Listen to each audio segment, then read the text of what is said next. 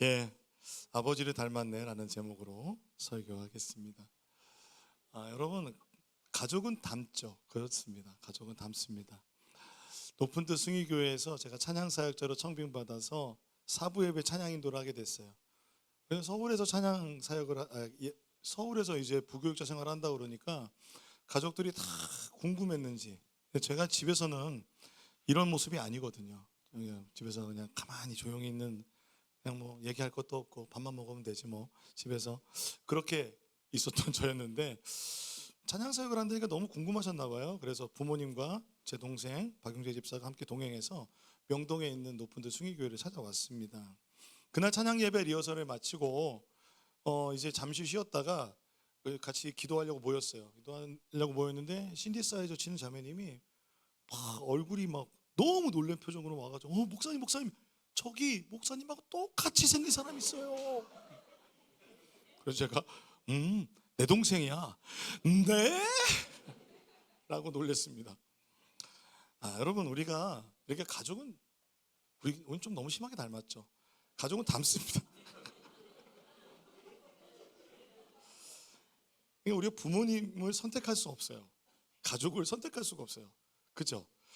예, 이 섭리가, 그러니까 부모님에게서 생긴 모습과 성격과 기질을 그대로 신세를 지게 됩니다. 그래서 때로는요, 내 얼굴 생김새 거울 보면서 막 불만 생겨요, 안 생겨요?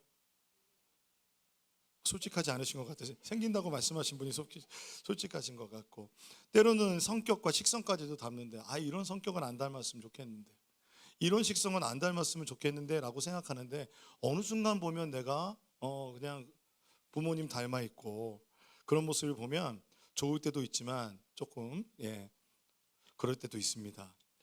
그러니까 부모님을 닮는 거는 피할 수 없다라는 것입니다. 그런데 여러분, 닮았다는 거는 가족이 어떤 의미가 있어요?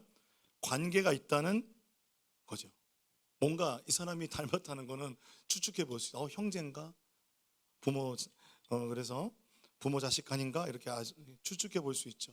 여러분, 제가 무엇을 말하는 것이냐면, 하나님께서는 우리 인간의 삶에 이렇게 가족이라는 것을 존재론적 섭리 안에서 선택할 수 있는 게 아니라 하나님의 섭리 안에 태어난다는 진리를 알려주는 것 같지 않으세요? 부모님을 닮았죠. 근데 그 부모님을 따라서 올라가다 보면 우리가 창세기에 태초에 하나님을 창조하셨던 아담과 하와를 만나게 되지 않을까요? 그리고 그 아담과 하와를 창조하신 창조주 아버지 하나님을 만나게 됩니다. 그러므로 우리는 모두 다 하나님의 지음받은 하나님의 자녀인 줄로 믿습니다. 그래서 다윗은요, 이 사실을 이렇게 고백합니다. 주께서 내 내장을 지으시며 나의 모태에서 나를 만드셨도다. 그러므로 아이들이 아플 때, 그리고 또 부모님이 아플 때 서로 또 교인들끼리 함께 치유를 위해서 기도할 수 있습니다. 하나님, 그 내장까지 다 지으시고 그 모든 기질까지 다 지으신 주님, 모태에서 만드신 주님, 주님께서 창조주시니 고쳐주옵소서 기도할 수 있는 것이죠. 내 형질이 이루기 전에 주의 눈이 보셨으며 나를 위하여 정한 날이 하루도 되기 전에 주의 척에 다 기록되었대요. 여러분, 우리 부모는 이런 마음이 있어야 됩니다. 자식이 내 거 아니에요. 하나님이 다 기록해서 형질이 이루어지기 전에 보셨고 이 땅에 섭리적으로 보내주셨다는 것입니다.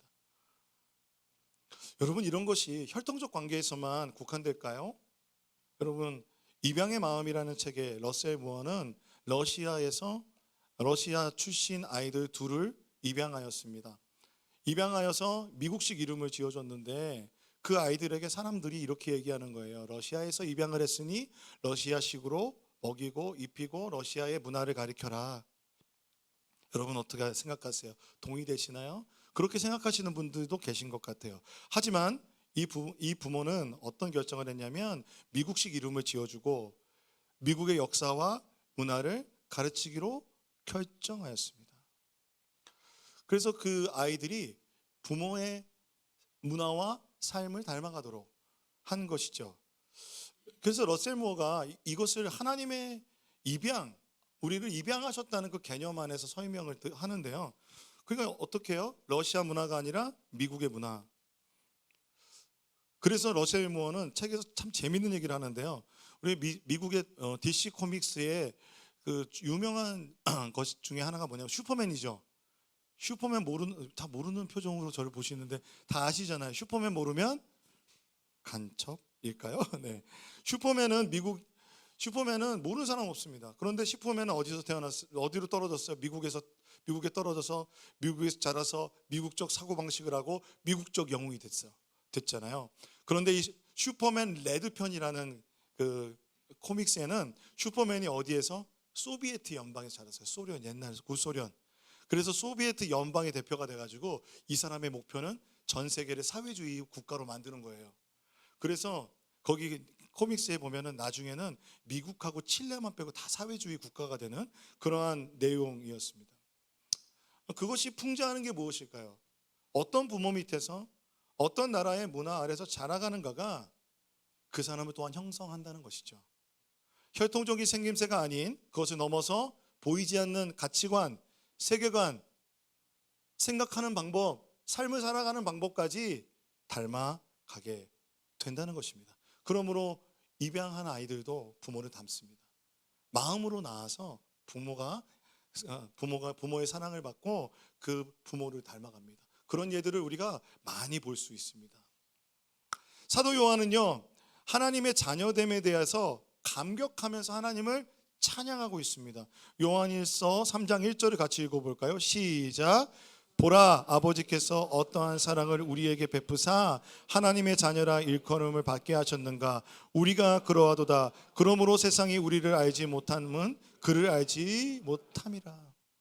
보라, 이 단어 자체가 그 부정 과거 명령형이래요. 그러니까 하나님의 사랑이 어떠한지 보라라는 것입니다. 근데 이 뜻은 뭐냐면 하나님의 사랑을 깊이 묵상하고 그리고 그것을 너의 마음에 새기라라는 뜻이 있대요. 보라라는 것은 그런 뜻이 있대요. 여러분, 하나님의 사랑을 묵상하고 하나님의 사랑을 여러분의 마음에 새기는 그런 시간들이 여러분의 삶 가운데 있으신가요? 질문 드리고 싶습니다. 하지만 우리가 바쁜 시간 속에 그렇게 하지 못할지라도 오늘 이 주일 예배만큼은 보라라고 말하는 이 사도 요한의 말씀을 듣고 우리가 어떤 사랑을 받았는지 우리의 일상을 멈추고 하나님의 사랑을 생각하고 묵상하고 바라보기를 소망합니다. 요한은요, 하나님을 뭐라고 부르냐면 아버지께서라고 말합니다. 아버지께서 어떠한 사랑을 우리에게 베푸셨는가? 하나님 아버지, 우리가 하나님 부를 때 주님이라고도 부르지만 아버지라고도 부르고요. 이번 주에 여러분 기도해 주셔서 제가 DTS 강의 참 잘 마쳤는데요. DTS 강의를 하면서 뭐라고까지 부를 수 있냐면 아빠라고도 부를 수 있잖아요. 제가 설교도 했잖아요. 아버지, 아빠라고도 우리가 부를 수 있습니다. 그 주님의 그 사랑. 근데 이 사랑이 너무 감격스러워서 사도 요한은 이렇게 해요. 우리가 어떠한 사랑을 받았는지, 우리에게 어떤 사랑을 베푸셨는지, 그래서 하나님의 자녀라 일컬음을 받게 하셨는가를 보라라는 거예요. 이 어떠한 사랑이라는 것이 헬라어로 파타포스라는 하는데요. 이게 어떤 뜻이냐면 어떤 나라로부터. 이 사랑이 어디서 온 거야? 이 사랑이 내가 살고 있는 이 세상에는 없는 사랑인데, 이 어떤 나라로부터 온 특별한 사랑, 이 세상에는 없는 사랑을 주신 거죠.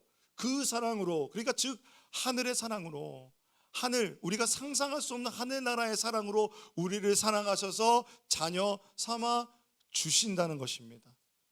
그러니까 우리가요, 생각하는 아버지라고 부르며 아버지의 사랑을 이야기하고 가족의 닮음을 우리가 얘기했지만 결국 우리가 생각해야 되는 것은 우리가 체험받고 우리 속에 머물러야 되는 그 사랑은 이 세상을 뛰어넘는 하나님의 사랑이라는 것입니다.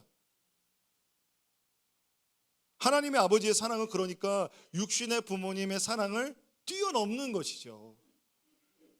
육신의 아버지 어머니의 사랑보다 훨씬 더 하나님의 사랑은 풍족하고 아름답고 차원이 다른 하나님 나라만의 놀라운 사랑을 주시는 것입니다. 우리에게 희생해 주시고 찾아와 주시고 아낌없이 주셨던 그 사랑. 사실 우리는 자격 없는 자들이잖아요. 자격 없는 자들에게 아무런 대가도 바라지 않으시고 다 주시고, 우리는 죄인의, 여러분 어떤 거라고 그랬죠? 자기중심성. 나밖에 몰라요. 자기중심성에서 벗어나지 못하고 주인 되신 하나님께 반역하여서 내 마음대로 살고 있는 우리 같은 죄인을 하나님의 자녀라고 일컬음 받게 해주신 거예요. 너 하나님 자녀다. 이 사랑이 어디서 왔어요? 이 세상엔 없는 거예요. 이 세상에서는 경험할 수 없는 그 사랑을, 그래서 하나님은 성경에 계속해서 보여주시고 말씀해 주셨어요. 사도 바울은요, 이런 하나님의 사랑을 그래서 어떻게 표현했냐면 양자되었다고, 입양되었다고 하는 거예요. 한국 사람들은 입양되었다고 하면 그 사랑을 친자식의 사랑과 같이 여기지 못하는 우리의 그 안타까움이 있습니다. 그런데 여러분, 입양이라는 것은 하나님의 전적인 은혜로, 성부 하나님께서 그 전적인 은혜로, 사랑으로 그 자녀 삼아 주심을 강하게 이야기하는 거예요. 그런 표현입니다. 법적인 그 모든 것까지, 그러니까 이 전혀 관계없는, 혈통적으로는 전혀 관계없는 그 자녀를 가슴으로, 마음으로 낳아서 나의 모든 권리와 나의 모든 것을 자녀에게 주는 것이죠. 모든 권리와 특권을 쏟아부어 주는 것입니다. 이것이 로마법에 정해져 있었어요. 우리의 양자됨이 그러므로 감정이나 상황이나 우리의 어떠함 때문에 시작된 것이 아니라는 것이죠.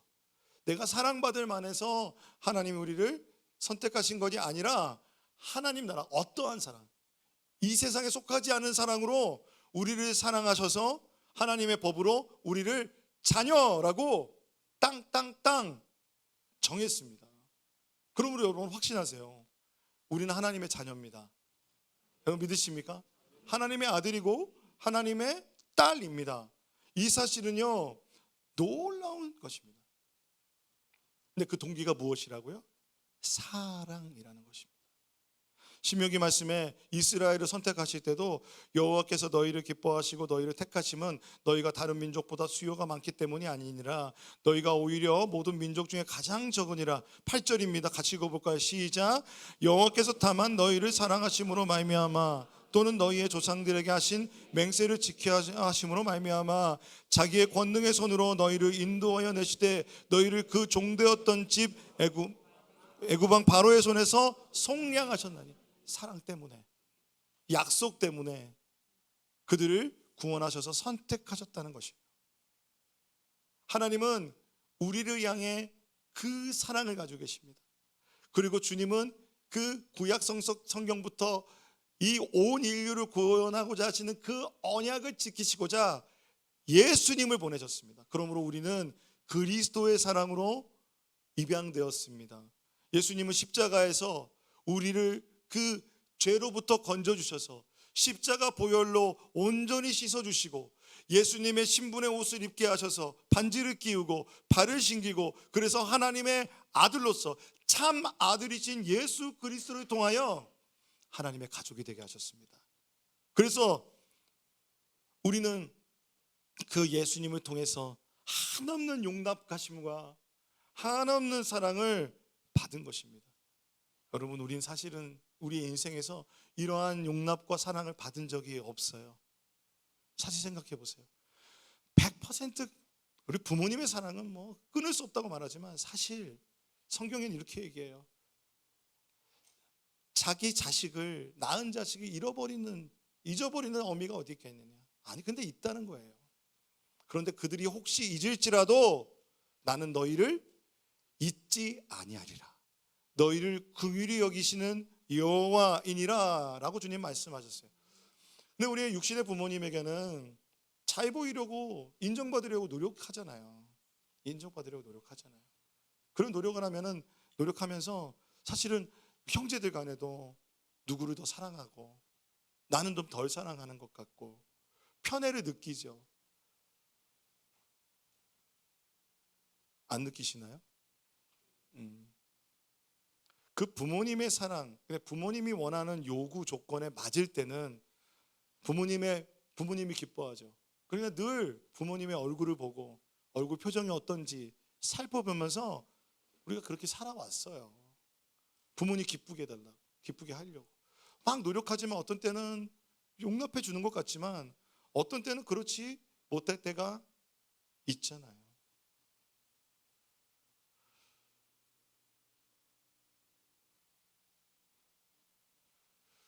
그래서 우리가 신앙생활 할 때도 하나님 아버지 앞에 부단히 인정받으려고 노력해요.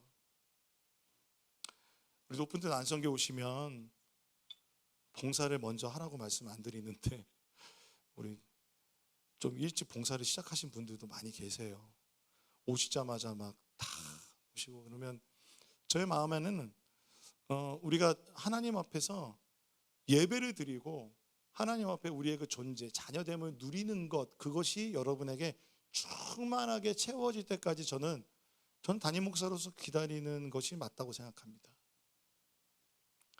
그러니까 우리가 누군가를 기뻐하게 하기 위해서 그렇게 봉사하고 또 교회에서 또 이렇게 신앙생활하면서 그러니까 뭔가 그렇게 행위 중심으로 계속해서 이렇게 해야 하나님 기뻐하신다, 이렇게 해야 하나님 기뻐하신다, 우리가 얼마나 많이 들었어요. 그러다가 마음 상하고 몸은 지치고 그러면서 우리에게는 쳇바퀴 돌아가듯이 신앙생활의 기쁨을 잃어버리고, 즉 하나님의 은혜, 값없이 그냥 우리가 이 세상에서 경험할 수 없는 사랑으로 사랑해 주셨는데 우리는 행위로 인정받으려고 그래요. 행위의 종교로 하나님의 은혜를 바꾸어 버리는 거예요. 값비싼 은혜를 싸구려 행위의 종교로 바꾸는 것입니다. 하나님의 사랑은요, 아낌없이 주시는 사랑이지만 버릇없는 자녀를 만드시는 것은 아니세요. 여러분, 여러분의 자녀를 사랑하면 자녀들을 무조건 받아주지 않죠. 무조건 받아주면 그 자녀는 부모를 사랑하기보다 자기중심적인 자녀로 자라나는 것을 많이 보게 됩니다. 자녀가 내가 이렇게 혼내면 이 사랑이 흘러가지 않을 거라고 생각해서 자녀에게 그 바운더리가 안 생기면요, 어떨 때 노 해야 되는지 어떤 때 예스 해야 되는지 그 바운더리가 무너져요. 그러니까 우리가 살아갈 때는 서로 각자의 그 바운더리가 있거든요. 어떤 바운더리는 노라고 얘기해야 되고 어떤 바운더리는 예스라고 해야 줄 알아야 돼요. 모든 것을 다 예스라고 하는 것은 건강하지 않은 자아상이에요. 하나님의 사랑이 막 부어지시기 때문에 내가 이렇게 살고 저렇게 살고 막 살아도 하나님 다 용서해 주시라는 것은 방종의 신앙생활입니다. 무조건 내가 죄를 다 져도 된다, 내 마음대로 살아도 하나님이 다 용서하여 주신다라는 의미가 아니라는 것입니다. 그거는 복음의 온전한 이야기가 아닙니다.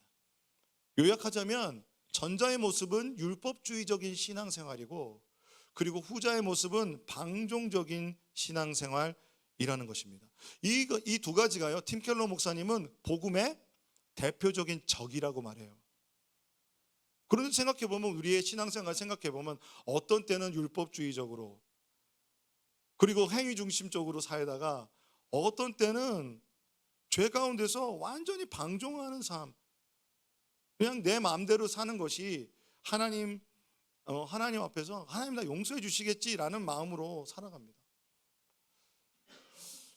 그래서 우리가요, 하나님의 자녀로 살아가는 이 그 근거, 그 자체가 첫 번째는 우리가 아까 처음에 말씀드린 것처럼 확신이에요. 확신. 자녀라는 확신. 그리고 그 사랑이 우리 이 땅의 부모님의 사랑이나 이 땅에서의 그 사랑을 뛰어넘은 그냥 한없는 하나님의 사랑, 표현할 수도 없고 상상할 수도 없는 그 하나님의 사랑으로 우리의 이름이 무엇으로 바뀌었다고요? 하나님의 자녀로 바뀐 거예요. 요한일서 3장 2절입니다. 같이 읽어볼까요? 시작. 사랑하는 자들아, 우리가 지금은 하나님의 자녀라. 장래에 어떻게 될지는 아직 나타나지 아니하였으나 그가 나타나시면 우리가 그와 같을 줄을 아는 것은 그의 참모습 그대로 볼 것이기 때문이니.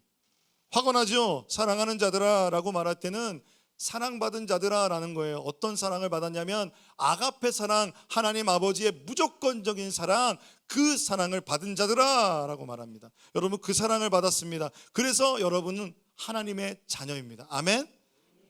그런데 여러분 여기에서 사도 요한이 이런 얘기를 해요. 장래에 어떻게 될지는 아직 나타나지 아니하였으나 그가 나타나시면 우리가 그와 같을 줄은 아는 것은 이라고 말합니다. 그는 누굴까요? 여기서 그는 누굴까요? 바로 예수 그리스도를 말합니다. 예수님은 다시 오실 것이고 예수님이 다시 오실 때 우리는 그분이 예수님께서 우리에게 주시는 부활의 몸은 우리가 예수님과 같이 된다는 것이에요. 예수님의 그 참모습 그대로를 볼 것인데 예수님의 그 참모습을 보는 대로 우리가 변화될 거라고 생각나는 것입니다. 여러분 우리가 천국에 대해서 세부적인 것을 다 알 수가 없어요.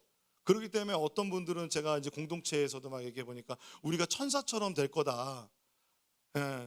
그러면 막 어깨 막 간지럽다가 날개가 팍 나오는 그런 모습. 그리고 어떤 분들은 최고의 그 아름다운 리즈 시절이 언제일까요? 갓난아기 때? 어떻게 여러분 20대? 여러분 상상할 수 없는 거죠. 여러분 그러면 이렇게 생각할 수 있죠. 부활했을 때 나의 소망인, 저의 간절한 소망인 식스팩을 딱 장착한 모습으로 부활할 것인가? 여러분 정확하게 말할 수 없어요.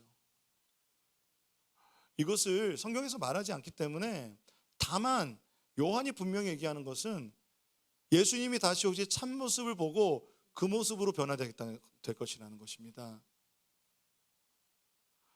그러므로 여러분 이 참모습이 뭘까요? 하나님의 자녀로 된 완전한 모습. 그러니까 아직은 아니래요. 그리고 우리가 이미와 아직 사이에 사는 거예요. 십자가에서 자녀의 권세를 주셨고 자녀의 모습을 주셨지만 아직은 아니에요. 그렇기 때문에 우리의 죄의 습성대로 우리는 자녀답지 못하게 살아갈 때가 있다 없다 있다. 그렇다고 해서 자녀된 정체성이 흔들린다 안 흔들린다? 안 흔들린다. 하나님의 은혜이기 때문에. 그러므로 여러분 하나님의 사랑받는 자녀라는 신분은 우리의 어떤 선행 때문에 유지되는 게 아니라는 것이죠. 아니라는 거예요. 그런데 이 이야기를 하면서 부활의 모습을 이야기하고 있어요. 예수님 다시 오실 때를 얘기하고 있어요. 예수님 다시 오시기 전에 그러니까 우리가 무엇을 가져야 되냐면 하나님의 자녀로 살아갈 때 혹 넘어지더라도 내 자녀됨이 흔들리고 내 삶 가운데 나의 죄의 모습이 여전히 나에게 보여서 소망을 잃어버릴 때 다시 무엇을 가지라고요? 소망을 가지라고요. 요한 1서 3장 3절을 같이 읽어보겠습니다. 시작. 주를 향하여 이 소망을 가진 자마다 그의 깨끗하심과 같이 자기를 깨끗하게 하느리라.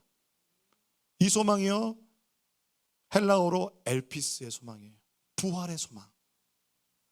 하나님의 자녀로 완전하게 될 그 영화롭게 될 소망을 가지고 있는 자는 하나님의 사랑을 확신하는 자는 그의 깨끗하심, 주님의 거룩하심과 같이 주님의 그 아름다우심과 같이 자신을 깨끗하게 한다는 것입니다. 여러분 이 소망이 있다면 이 엘피스 소망이 있다면 어떻게 살아야 될까요? 어떻게 살아야 될까요? 우리는 헷갈려요. 복음과 은혜와 율법 사이에서 아까 말한 것처럼 다시 한번 반복드리면 율법주의는 또는 방종주의는 율법에 너무 매여 있는 것 아니면 방종주의는 율법을 폐기해 버려야 된다 생각하는 이 생각 사이에 우리가 있는데 이것을 복음과 분리하는 거예요. 그렇기 때문에 유대인들은요 예수를 믿었어도 할례를 받아야 된다. 그리고 정결법 그러니까 음식법 다 지켜야 된다. 이방인들도 지켜야 된다라고 얘기했던 거야. 그러니까 사도 바울은 그럴 필요 없다. 이신층이 예수를 믿음으로 의롭다함을 얻는다. 의롭다함을 얻는다는 건 죄 없다함을 인정받는 거예요. 하나님의 자녀로 우리가 됐다는 것은요 우리 안에 성령이 임재하셨다는 것은요 하나님께서 우리를 그렇게 의롭다 인정해 주시고 우리에게 죄 없다 인정해 주셨기 때문에 성령 하나님이 우리 안에 임재해 계신 것입니다. 우리가 그 예수 그리스도의 보혈이 아니면 우리 안에 성령님 계실 수 있어요 없어요? 없습니다. 하나님이 어떻게 죄인하고 같이 있으실 수 있어요. 이것이 십자가의 은혜인 것입니다. 그런데 이 은혜를 너무 생각하다 보니까 로마서에는 이방인들이 어떻게 생각하냐면, 이때 당시에 이제 어떤 생각, 헬라인들은 이분법적 생각을 했기 때문에 영적인 것이 구원을 받으면 부활의 몸을 그냥 지금 입었다고 생각했어요. 그렇기 때문에 나는 죄를 져도 이미 용서받았기 때문에 구원받았다 라고 생각을 하는 거예요. 그러니까 어떻게 돼요? 자기 마음대로 살아가요. 죄 짓고 살아가요. 예수 믿는 사람하고 안 믿는 사람하고 구분이 안 되는 거예요. 그러니 사도 바울이 말해요. 하나님의 자녀됨 그 가운데서 너희가 죄를 더하여 은혜를 더하겠느냐. 그러니 여러분, 죄 짓고 나서 눈물을 흘리면서 기도하면서 하나님 나를 구원해 주셔서 감사합니다 그러면서 사람들한테 죄가 있는 곳에 은혜가 더한다 이렇게 나눔을 하는 경우들이 있잖아요. 여러분, 이것이 복음이 아닙니다. 죄가 있는 곳에 은혜를 더하신다는 것은 우리 죄인된 우리를, 이와 같은 우리를 구원해 주셨다는 것이지, 은혜를 더하려고 죄를 짓는 것은 하나님의 복음하고 전혀 상관없는 것이에요. 그래서 사도 요한은요, 하나님의 자녀가 살아가는 것에 대해서 단언하면서 이렇게 얘기합니다. 죄를 짓는 자마다 불법을 행하나니 죄는 불법이라. 요한에서 3장 8절에 죄를 짓는 자는 마귀에게 속하나니 마귀는 처음부터 범죄함이라. 하나님의 아들이 나타나신 것은 마귀의 일을 멸하려 하심이라. 죄를 멸하려 하시는 하나님.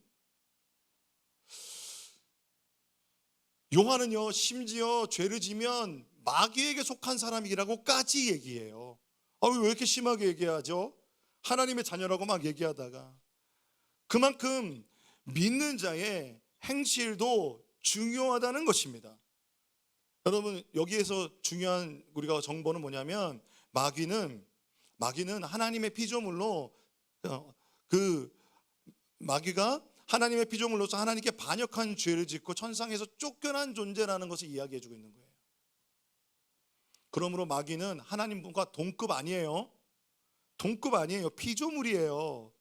그런데 죄를 지면 마귀처럼 죄를 짓고 있다는 거예요. 그냥 마귀에 속한 사람처럼, 사단의 나라에 속한 사람, 다른 나라에 속한 사람처럼 살고 있다는 거예요.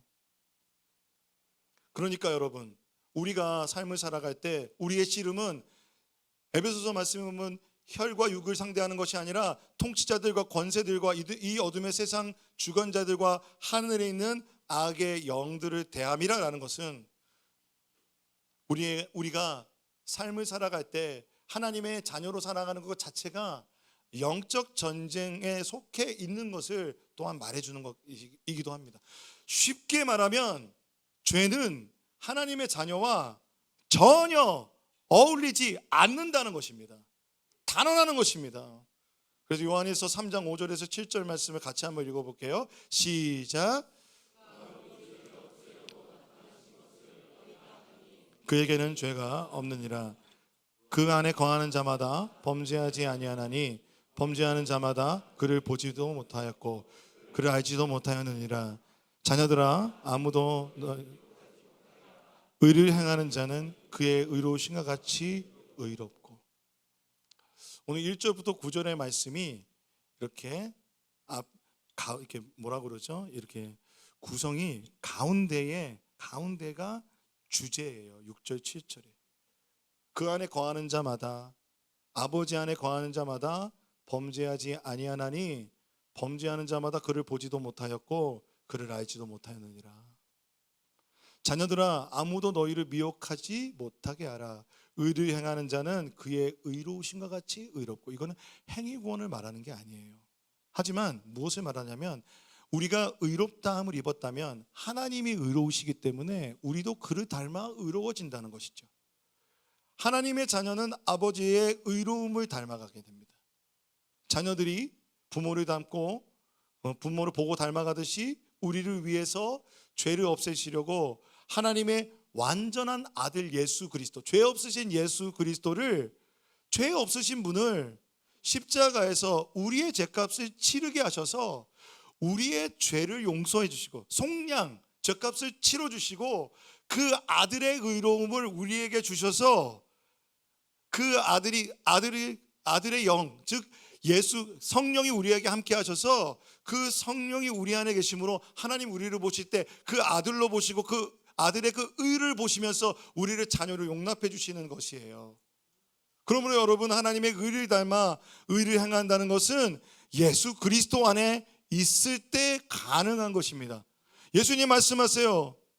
내 안에 거하라. 나도 너희 안에 거하리라. 가지가 포도나무에 붙어 있지 않으면 스스로 열매 맺을 수 없음같이 너희도 내 안에 있지 아니하면 그러하리라. 나는 포도나무요 너희는 가지라. 그가 내 안에 내가 그 안에 거하면 사람이 열매를 많이 맺나니 나를 떠나서는 너희가 아무것도 할 수 없음이라. 왜 아멘 소리가 작으시죠? 할 수 있다 생각 드시나 봐요. 우리가 신앙생활 하다 보면 이 사실을 더 직면하게 됩니다. 복음이 없으면 내가 주님의 자녀로 살아갈 수 없음을. 그러므로 복음 중심 삶에서는요, 참 그리스도인은 의무감이나 책임감으로 하나님의 말씀에 순종하지 않는다는 거예요. 로마서에 말합니다. 사랑이 율법의 완성이다.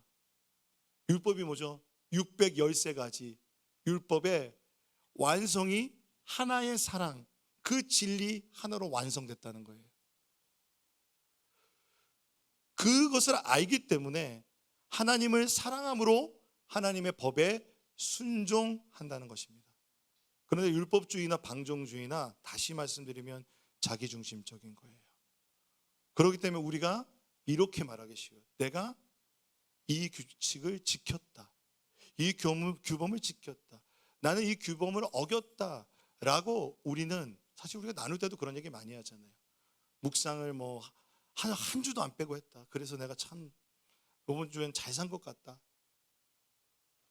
봉사를 열심히 했고, 그리고 또 이번 주에 제가 일주일 내내 강의를 막 했기 때문에 내가 하나님 앞에서 더 용납받고 하나님의 자녀로 세워지는 것이 아닌데, 우리는 그런 것을 통해서, 그런 행위를 통해서, 그것을 통해서 우리는 인정받으려고 하는 그런 우리 자기중심성이 계속 있어요.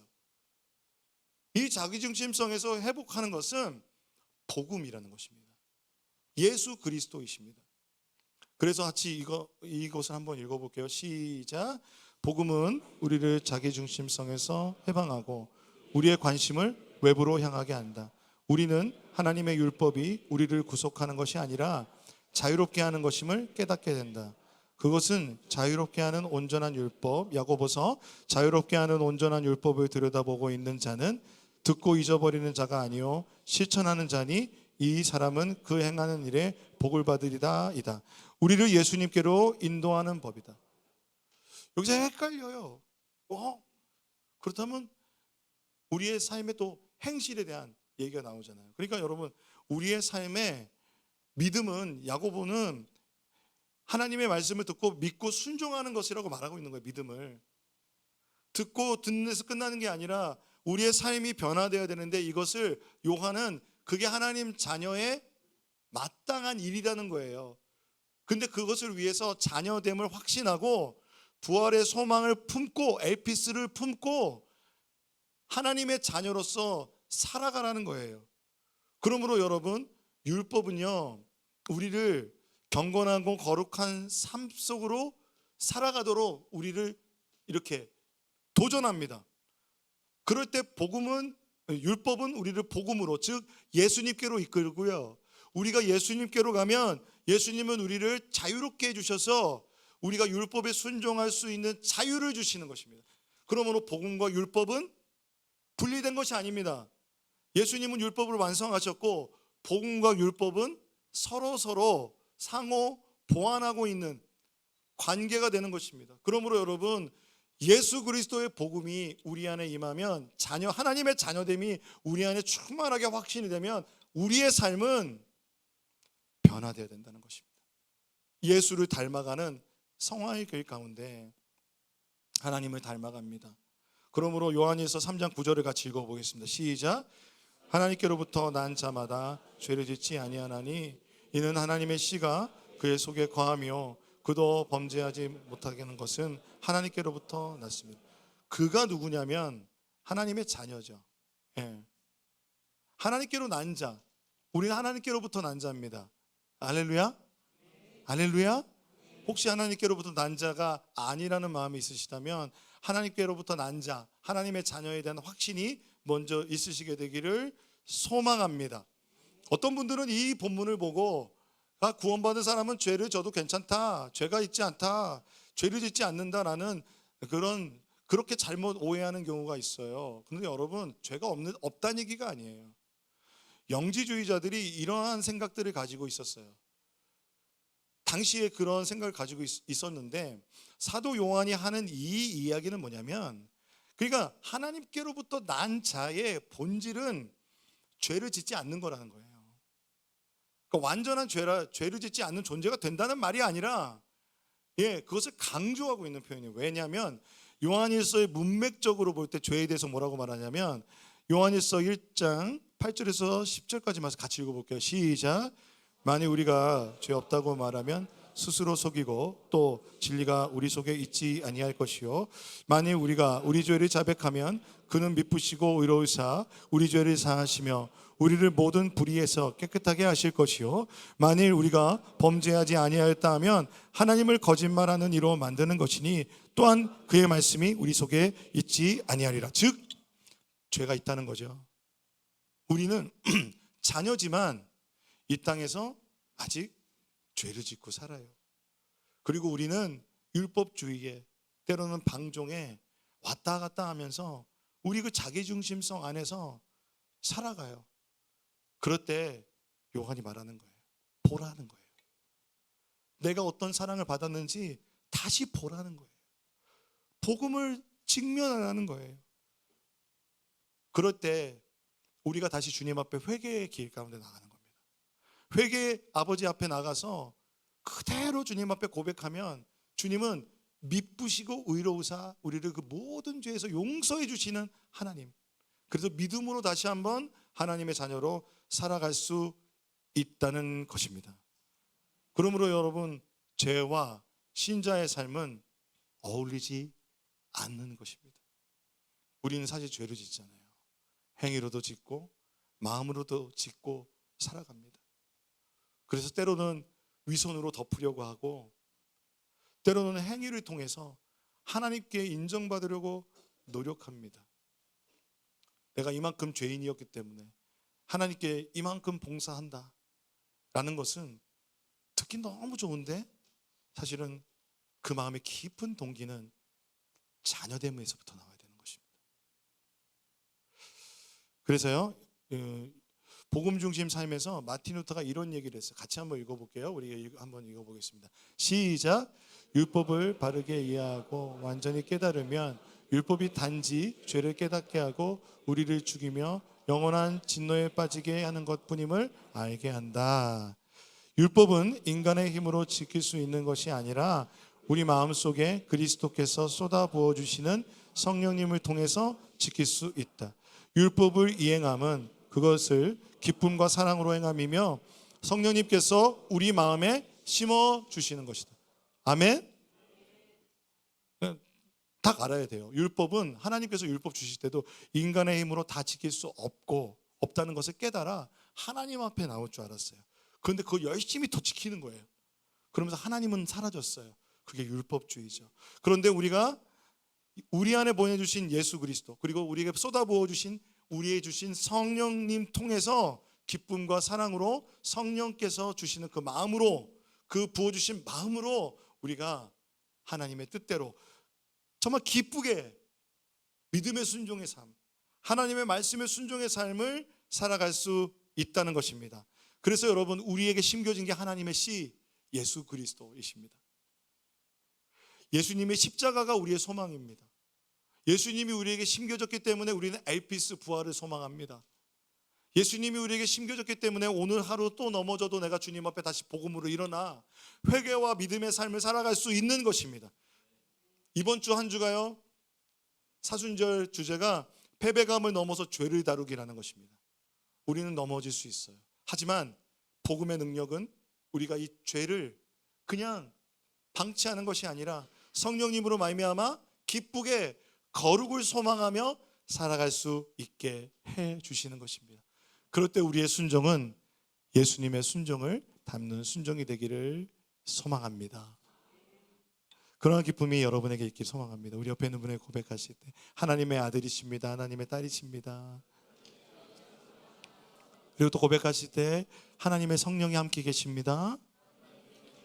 예수님이 함께 계십니다.